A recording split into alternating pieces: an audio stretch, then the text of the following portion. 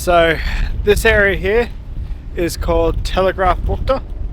Now, I don't know if I'm saying that correctly. I'm probably not, but I don't have the native tongue. But I'd say one of the reasons why this is a good place is because it's a little bit further away from the light pollution, and also you get the magnificent views of the mountain ranges here, or fjords. I don't know if it's a fjord, but I would say it is. But let's see if this place definitely works.